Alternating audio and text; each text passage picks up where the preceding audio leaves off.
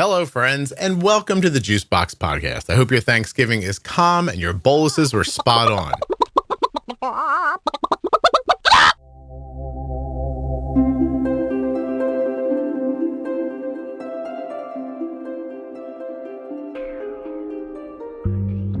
In every episode of Bolus 4, Jenny Smith and I are going to take a few minutes to talk through how to bolus for a single item of food. Jenny and I are going to follow a little bit of a roadmap called Meal Bolt. Measure the meal, evaluate yourself, add the base units, layer a correction, build the bolus shape, offset the timing, look at the CGM, tweak for next time. Having said that, these episodes are going to be very conversational and not incredibly technical. We want you to hear how we think about it, but we also would like you to know that this is kind of the pathway we're considering while we're talking about it. So while you might not hear us say every letter of Meal Bolt in every episode, we will be thinking about it while we're talking. If you want to learn more, go to juiceboxpodcast.com/meal-bolt. But for now, we'll find out how to bolus for today's subject. While you're listening, please remember that nothing you hear on the Juicebox Podcast should be considered advice, medical or otherwise. Always consult a physician before making any changes to your healthcare plan or becoming bold with insulin. Today's episode of the Juicebox Podcast is sponsored by the Contour NextGen blood glucose meter. This is the meter that my daughter has on her person right now. It is incredibly accurate and waiting for you at contournext.com/juicebox. I drugged Jenny onto the podcast when she wasn't supposed to record today. Hi, Jenny. Hi. All right. How are you? I'm good, thank you. My lack of planning made me 2 weeks before Thanksgiving say, oh, shouldn't we have done something for Bolus for Thanksgiving? That would have been smart. Yay. That's fun. Yeah. So I went out to the peeps and I said, tell me some of the things that you guys are going to eat on Thanksgiving. I got like a little comprehensive list. I'm going to roll through it with you just very quickly. Okay. People eat roast turkey or ham. They seem to have stuffing in a couple of different ways. Cornbread stuffing, regular bread stuffing, sausage, and oyster stuffing, 4 separate ones. Oh. Mashed potatoes, they have gravy. They have sweet potato casserole. Many of them appear to put marshmallows on top of it. Yes. Green bean casserole, cranberry sauce, mac and cheese was a big one. Dinner rolls, roasted Brussels sprouts, roasted root vegetables, like carrots, that's that thing you might know more about. People have salads, apparently.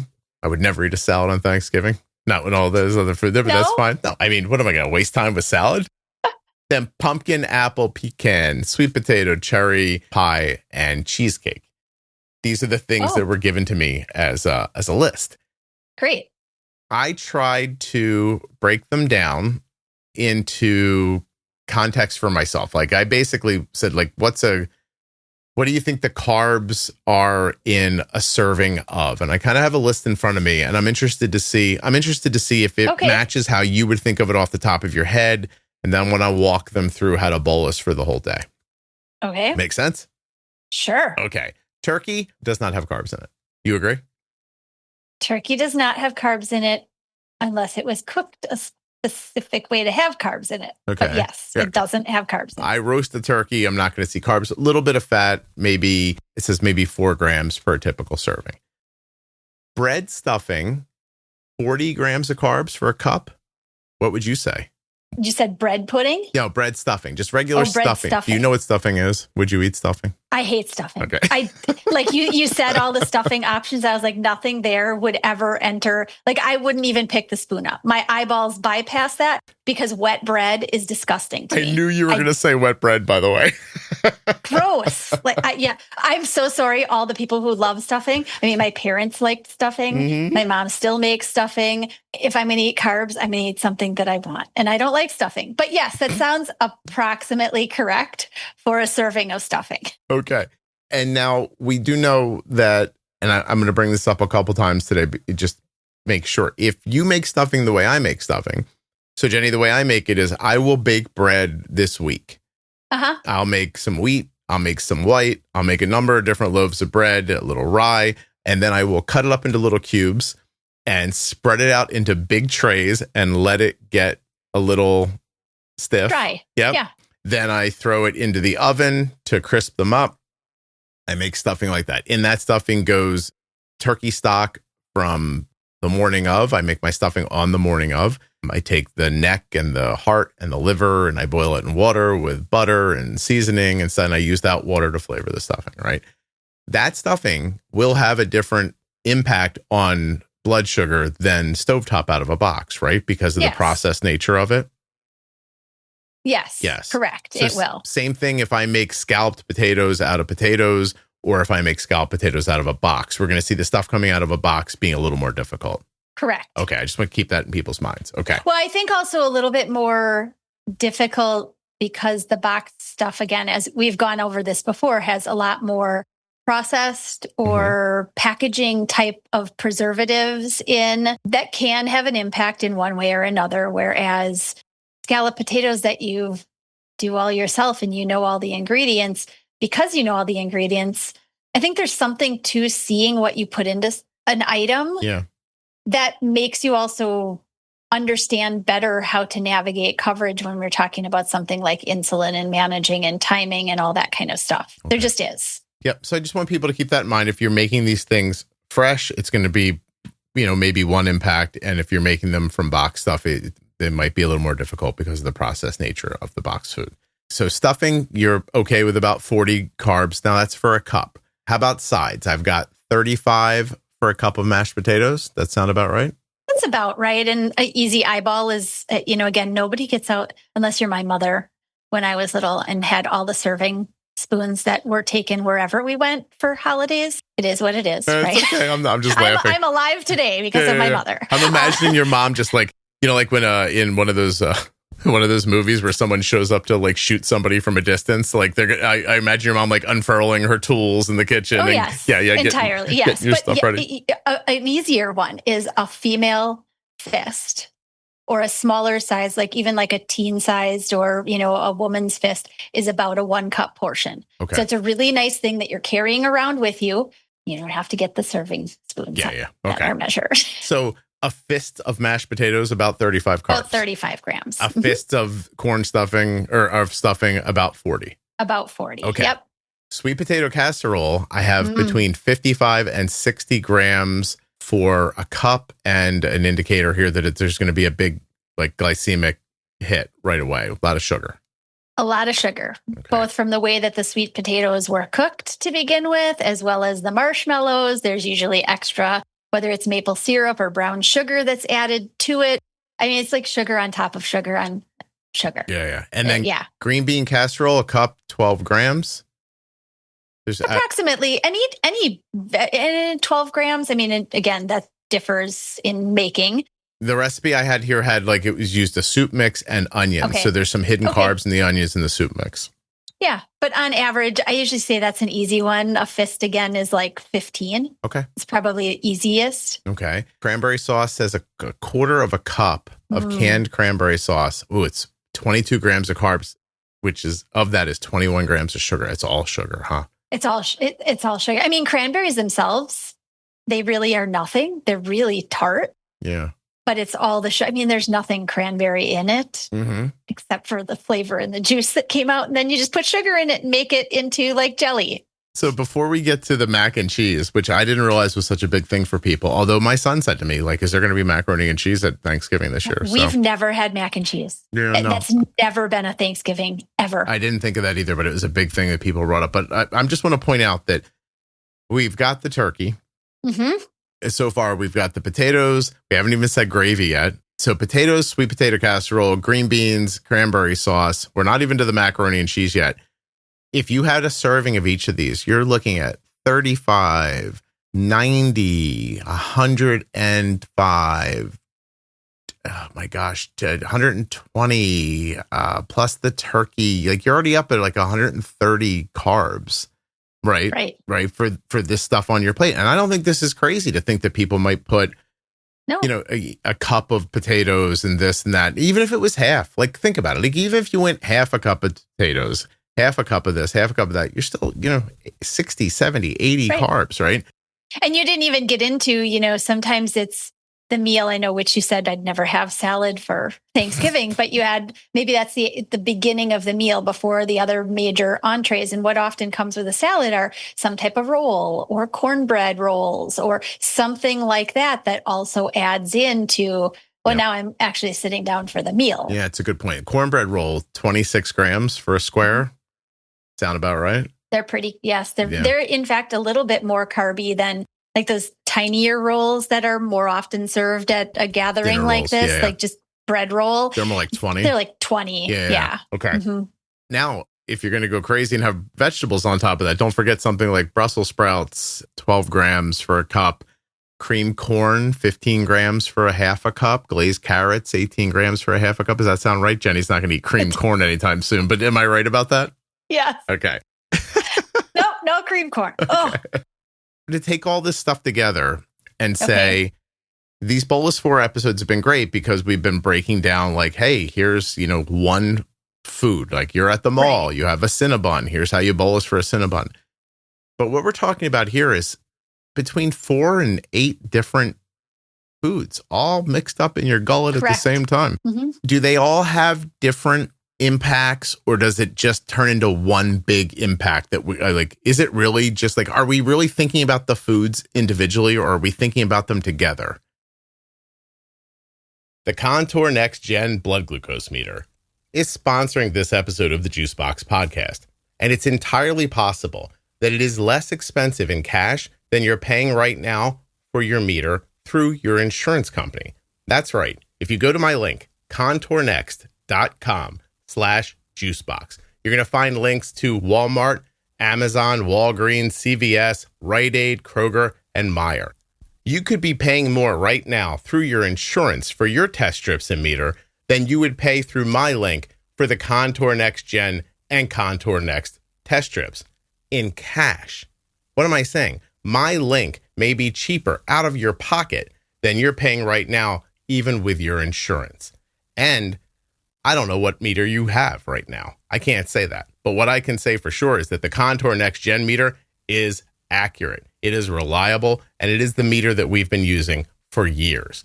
contournext.com/juicebox. And if you already have a Contour meter and you're buying test strips, doing so through the Juicebox Podcast link will help to support the show.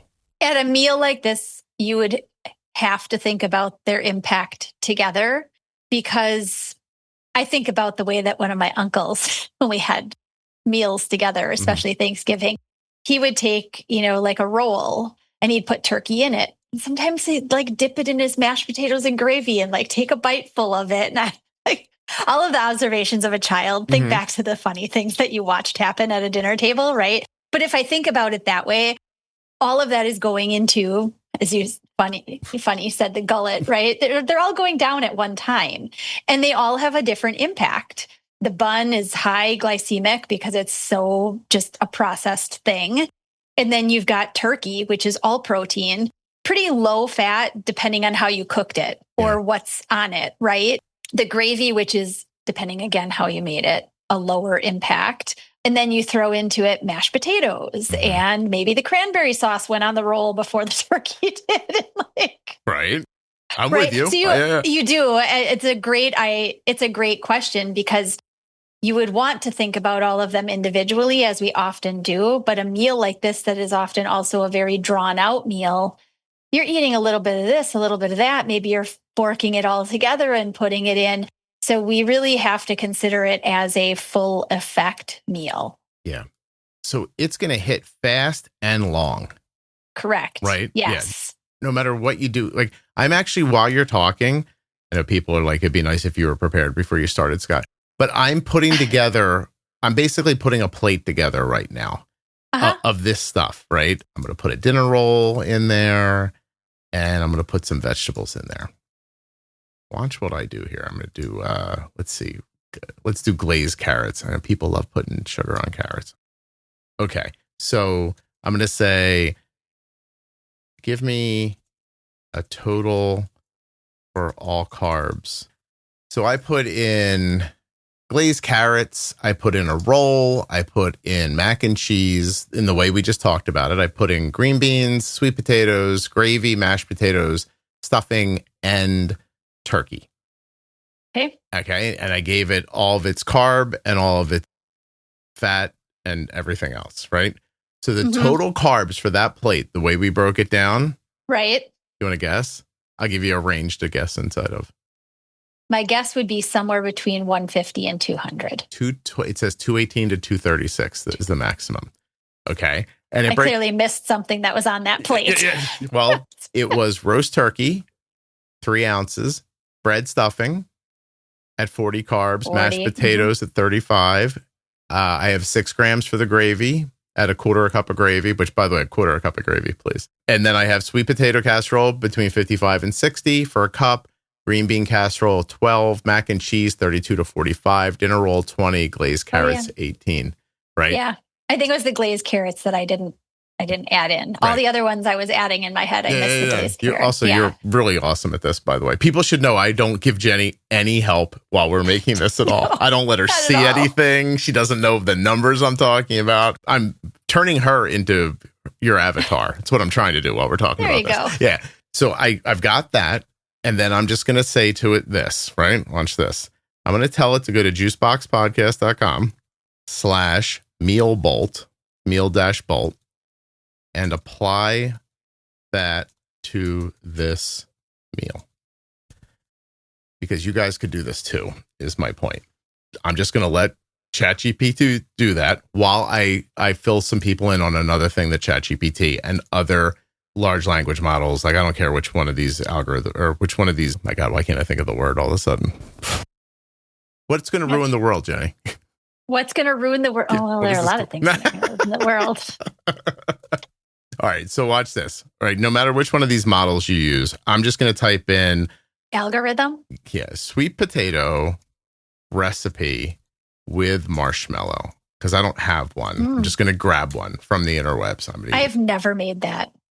I'm going to use the one from candied sweet potatoes from all recipes. I'm going to click on I'm going to click on print so I can just do a drag up on the ingredients. 4 pounds of sweet potatoes quartered, 3 cups of miniature marshmallows divided, a cup and a half of butter, a cup and a quarter of brown sugar. Oh my God, a cup and a half of butter? I'm just telling you what I've read. Hold on a second. I'm going to put that in here and I'm going to say to it this.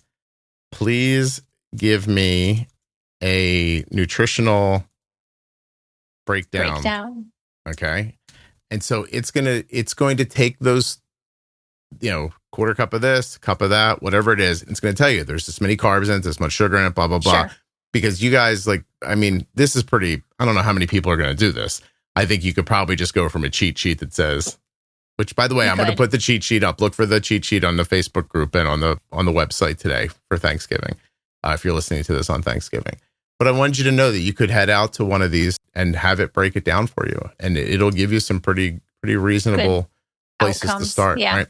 So the Thanksgiving Bolt formula that came back, it said, right, if your BG is 90 to 120 when it starts, it'd like to see a pre-bolus 20 minutes.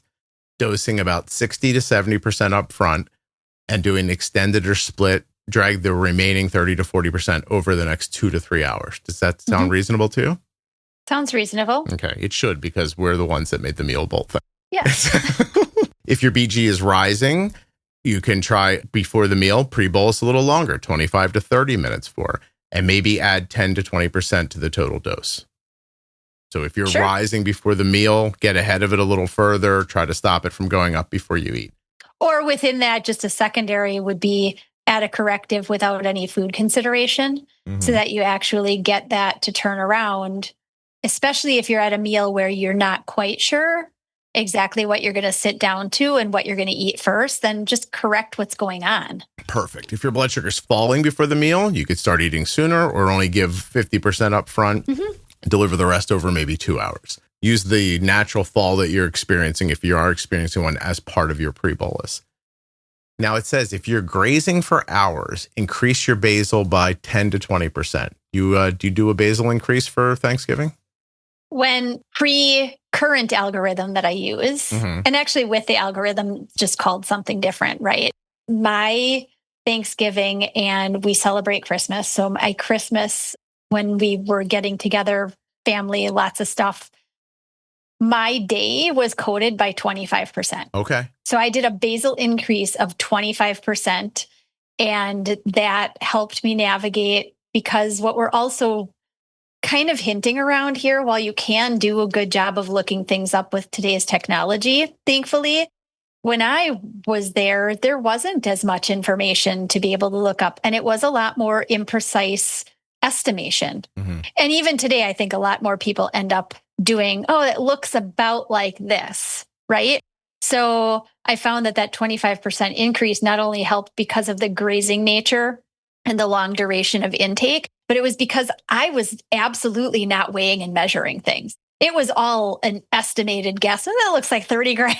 Yeah. It looks like 20 grams. A little more, a little. I always say go heavier, but that's me. What about people who say that, like, I try to give myself more insulin, but I always end up low later? What do you think's happening to them, like colloquially? Like, obviously we're not with them, but what are you doing if you're ending up low later in the day?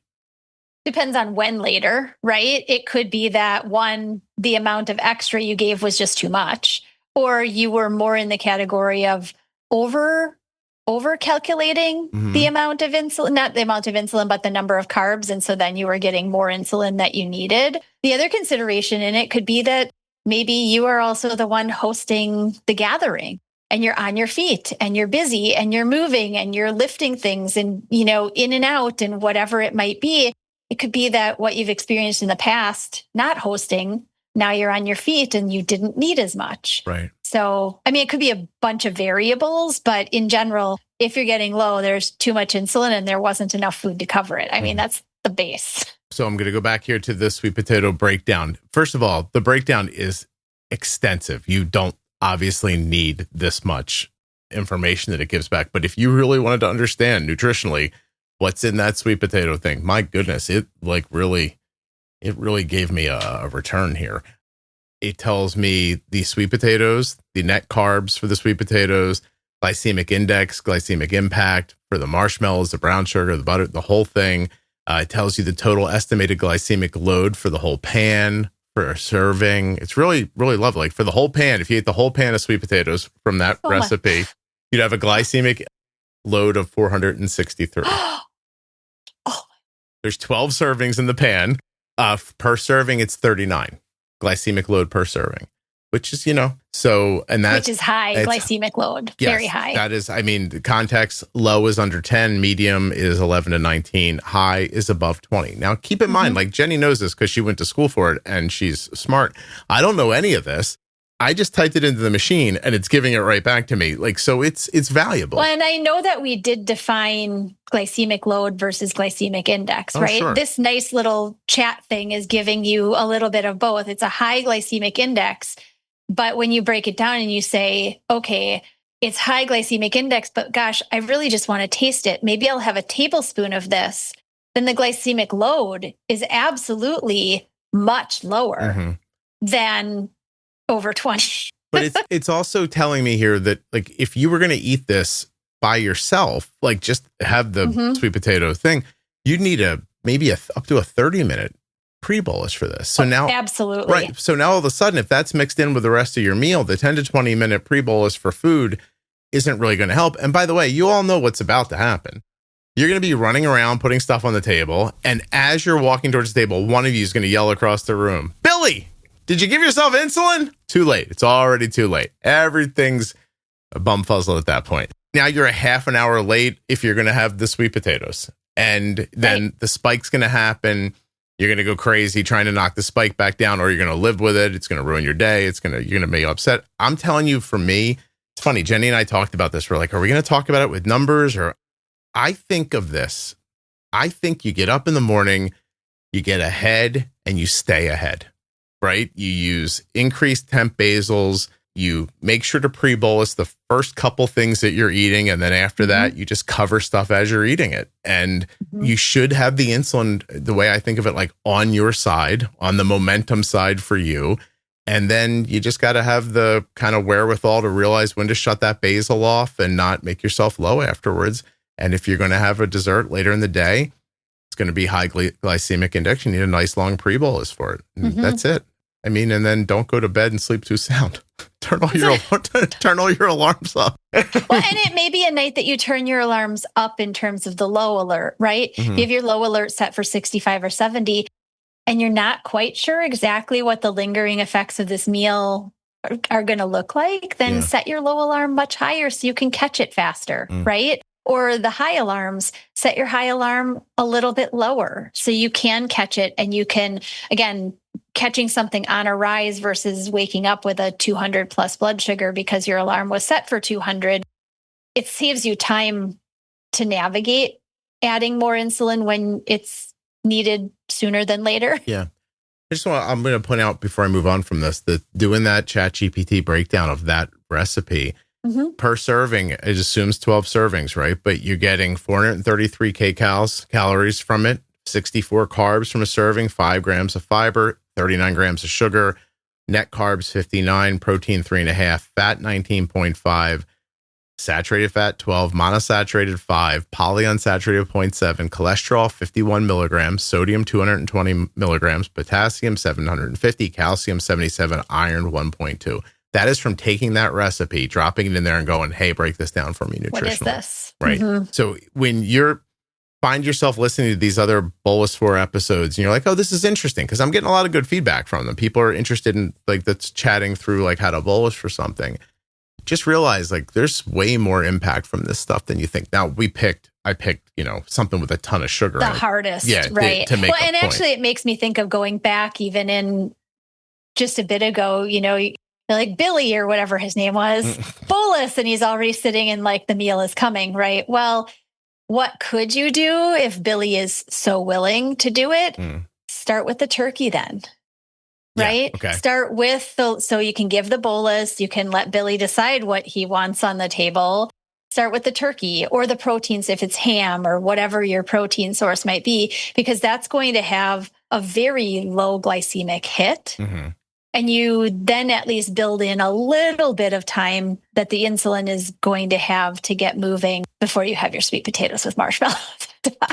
Try to put the sugar at the back if you can. Put the sugar at the back. Exactly. Yes. I have to tell you that this is, there's part of me that wants to break each one of them down. I wish you guys could have heard us talking before we started. Like, there is a way to break down like mashed potatoes. Like, this is how I'd bolus for mashed potatoes. But once you start mixing stuff together, in the end, it's a lot about the impact. It's about how quick it's going to hit you and for how long it's going to hit you. It's about pre-bolusing, staying ahead of it. And for me, again, with the, temp basal, which a lot of your algorithms, it's kind of a catch-22 on Thanksgiving, right? Because everybody's going to be on their automated systems. You can't just tell it to like more. Yeah, it's not going to want to do that. I don't know, like what I would do in that situation. Another piece to this too would be, what do we follow up the main meal with? We follow it up with, if we're going to break anything down, some type of a dessert or a sweet treat ends up coming in at the end of the meal. Yeah. Now, what precedes this? A load of insulin is already there. You have maybe coated it with whether it's an extended bolus or a temporary basal increase or some type of override that your system allows you to utilize. And now you might be coming into a dessert time thinking, well, that looked pretty sweet. Like, look at the great job that I did. But you still have a load of fat that's loading that food down from completely clearing through and having a completed impact before you eat your, let's call it pecan pie. Okay. So I think there's consideration for what do you do with the dessert at the end, right? And it does go back to where are you sitting? What does it look like is happening to your blood sugar? What's the direction? Are you nice and stable? Are you stable but just starting to kind of edge up? Are you stable but starting to nose down? Are you low already from whatever, was miscalculated? Because it is what it is. So I think it's another place to consider how you distribute that dessert type of a bolus and the timing around it. Yeah. Pies are, I guess, a good example, right? Like, so there's filling, like pumpkin, like I'm looking at a pumpkin pie here. I guess we could break one down to see what's in it, right? Hold on a second. Yeah. The most common are pumpkin and apple pie. Those are the ones that we've always had at mine. Pecan pie, we've never had it my Thanksgiving. It's a huge Thanksgiving thing, but I don't even ever think I've ever had pecan pie in my life. My grandmother was Pennsylvania Dutch. They used to eat something called shoe fly pie, which I think like molasses, right? Yeah. Again, all sugar. Yeah. Essentially. Also, she had type 2 diabetes, I just want to point out. So now I'm looking back, and that might not have been so hard to figure out why that happened to her. Okay, so I have right now, there's not a lot in pie dough, but I hope you're all making your own pie dough. I make mine. It's easy to make. It's not that hard, really. Okay, so I've gotten a breakdown here for, well, hold on a second. It would be nice if the website didn't launch a video on me. What is that? Ridiculous. By the way, all these recipe websites are just scams to get you to ads. Oh, of course. That's all it is. Like, it's so hard to find the actual recipe. It's almost insane. You have to hit you hit the print button. That's what I do. Okay, so here is the pumpkin pie filling. I gave it, here, I'll give it to you. The recipe is 3/4 of a cup of granulated sugar, a teaspoon of ground cinnamon, 1/4 teaspoon of salt, 1/4 teaspoon of ground ginger, 1/4 teaspoon of cloves, 2 eggs, 15-ounce can of pumpkin or fresh pumpkin puree, and 12 ounces of evaporated milk. It parsed down this way: granulated sugar, 150 grams for 3/4 a cup. There's negotiable in cinnamon, sodium, of course, ginger, cloves, blah, blah, blah. 100 grams in the eggs, 425 grams in the puree, 354 grams in the evaporated milk. Makes an 8-piece serving. So let's see, whole batch per serving, per slice, 149 calories, 27 carbs, 23. Oh, that's light on the carbs. 23 sugar. It doesn't include the crust. Oh, I was going to say, gosh, because that seems awfully light on the carbs. This is just the filling. Now I'm going to let it do the crust for you. Okay. It takes a second. I mean, here it comes. Well, technology is amazing. I don't know why we're all arguing about it. So what if it blows up the earth? I mean, look at how quickly it broke this down. All right. So nutritional breakdown for the crust, which, by the way, was 2.5 cups of all-purpose flour, 1/2 tablespoon of sugar, salt, 1/2 pound of cold unsalted butter, some ice water. The entire concoction looks like 300 for the flour, 6 for the sugar, and moving on here, let's see. Okay, hold on. Total carbs for the entire pie crust, 219 per serving.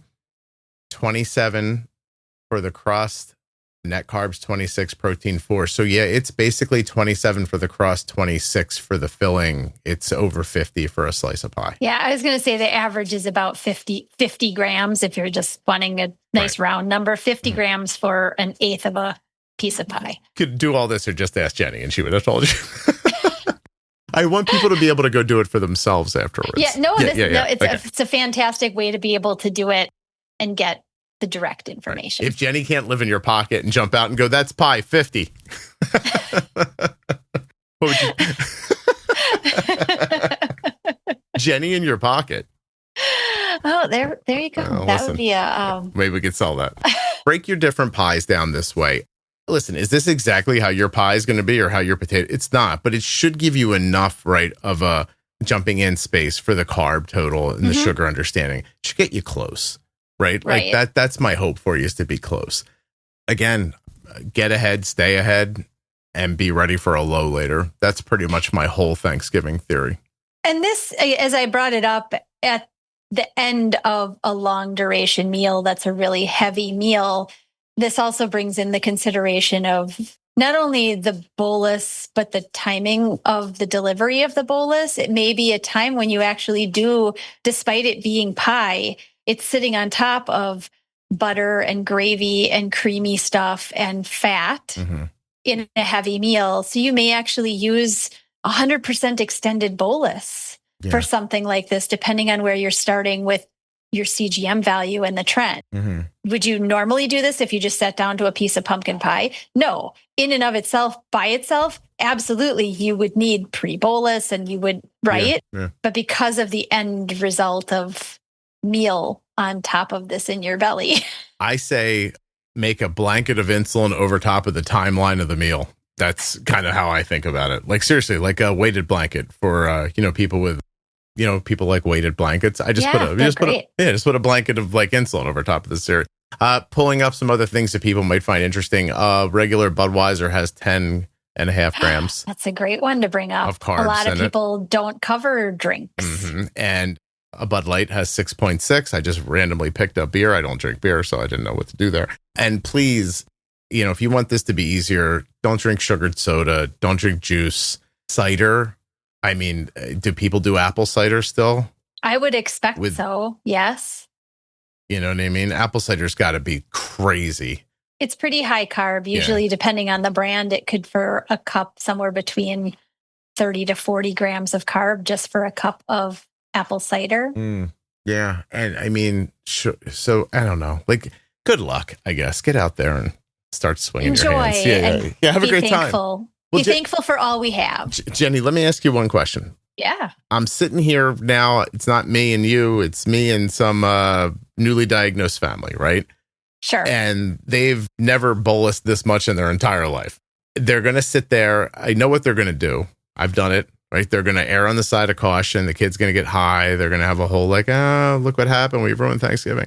How do you find the nerve to make an 80-gram bolus when you've never done that before? You know what I mean? It's a ballsy move. It really is. Is there a way to like go into it slowly? Can you? Well, I think with technology being the way that it is, you add it up, you've done the math, and you look at it 6 times and you're like, gosh, 80 grams, like we never bolus for this much, like you said. You could do an extended bolus because then you're not getting the load of it despite good counting that that this is how much it actually is. Do an extended bolus. And when you see that it's been working, but now, gosh, my blood sugar clearly is going up, you can always cancel an extended bolus and take that as a normal bolus. Yeah. So that's one stepwise approach. Is it likely that your blood sugar might end up getting low later? It is. But again, with so much food around and so much quick carb, this would be the time to drink the apple cider. Yeah. Right. Yeah. Right. Well, that is the other high side of all this is if you're too aggressive, there's 1,000 ways to fix it. And it's all right there too. Right. Yeah. But I think getting up the nerve, it does, depending on the type of personality you have. And if it's yourself versus you navigating a child, I think they're very different considerations. Yeah, no, for sure. I'd like to also bring up to people, please like put the tiniest bit of effort into making sure that you're not in the last 3 hours of your CGM on Thanksgiving, or that this isn't the last 6 hours of your pump site, like that kind of stuff. Like I would love you not to have a brand new pump site and not an old pump site on Thanksgiving. I think that gives you a lot better chance. Just kind of be ahead of your tack a little bit. I would like to add a note as well to try to start your day with some exercise because it can really help. Okay, Jenny. Everybody go exercise. Everybody's like, what? Come on. Don't I watch the parade? I haven't watched the parade in a long time. Let me tell you how my wife ruins the holidays with her. She's got some old family tradition where they eat these. I'm sorry if she hears this, like these garbagey, like cinnamon icing rolls.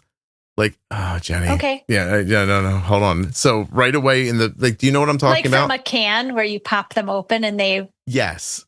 Okay. Yes. I know what you're talking about. You know what I'm talking about. Yeah. I had to learn, but also it helped me because for my wife, Christmas morning is like these, I'm not going to say what I almost said, but it started with these cinnamon rolls that were not, they're not homemade. They're not even from a bakery. They're out of a can, processed, like blah, blah, blah. And, it's come downstairs, make these things, Arden's just awake and they're going to eat cinnamon rolls. So like, while everybody else is like running down the steps and like, oh, it's Christmas. I'm like, bolus. We need insulin. I'm pre-bolusing for the rolls. Right. And so that's every holiday like that, they would do those in the morning. And I think people have all kinds of stuff like that. Like, so that, it's your other idea too, is like, if you're getting up on Thanksgiving and you're going to be at your aunt and uncle's to watch the melee at 2 and that's when lunch starts, I wouldn't start the day with a bowl of Captain Crunch. Right. Give yourself a shot is what I think what I'm saying. And just don't get behind. I know that this sounds overly simple, but get ahead, stay ahead is such a great idea for days like this. I really find it is. No, it's great. Okay. Apple cider. Yeah. 30 grams of sugar, 32 carbs for a cup. Hard apple cider. Don't forget that with alcohol in it. Can be there. Try not to drink your carbs, please. That'll help. Drink water. Lots of water. Oh my God, water's terrible. Get some sparkling water. Tastes like water, I think, is the problem. Tastes like water. Yeah. Add some lemon juice to it or some lime. It's a nice idea. Yeah. Right? Some mixed berries in there or something. Right. Or, squeeze a couple slices of orange into it. It's not going to add anything you have to bolus for, but it adds a little flavor. Mm-hmm. Also, don't forget when you do your leftovers after Thanksgiving, the cold potatoes will hit differently than the hot potatoes hit. That's a good point. Yes. Thank you. Look at us. We're Yay. like little fairies, just dripping. Dripping knowledge. Knowledge every which way. Thank you for doing this, Jennifer. Happy Thanksgiving. Thanks for asking. Yep. You too. Thank you.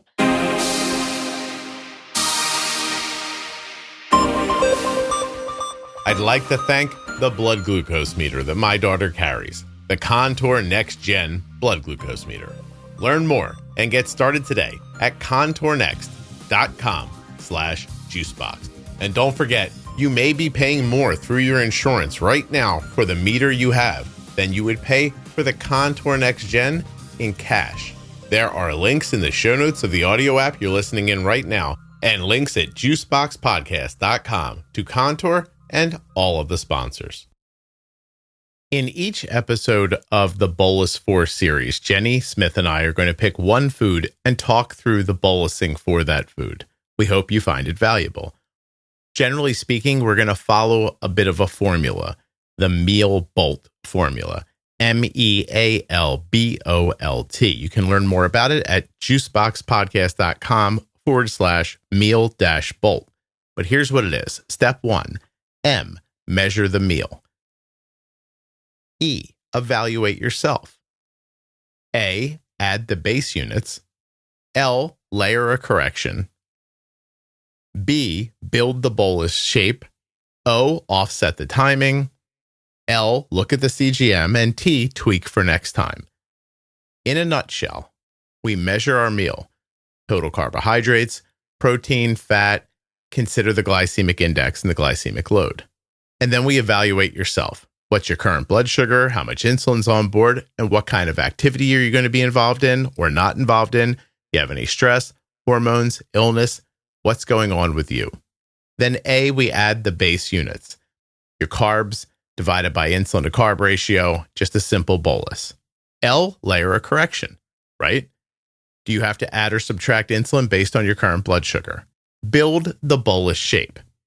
Are we going to give it all up front, 100% for a fast digesting meal, or is there going to be like a combo or a square wave bolus? Does it have to be extended? I'll set the timing. This is about pre-bolusing. Does it take a couple of minutes, this meal, or maybe 20 minutes? Are we going to have to again consider combo square wave boluses and meals? Figure out the timing of that meal. And then L, look at the CGM.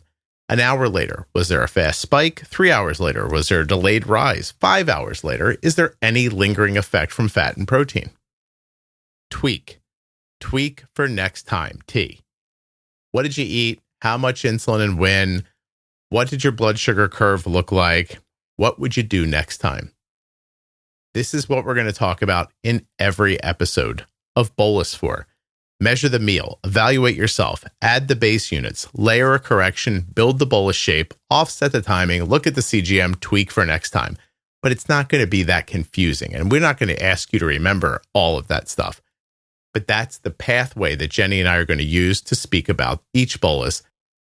Have a podcast? Want it to sound fantastic? WrongWayRecording.com.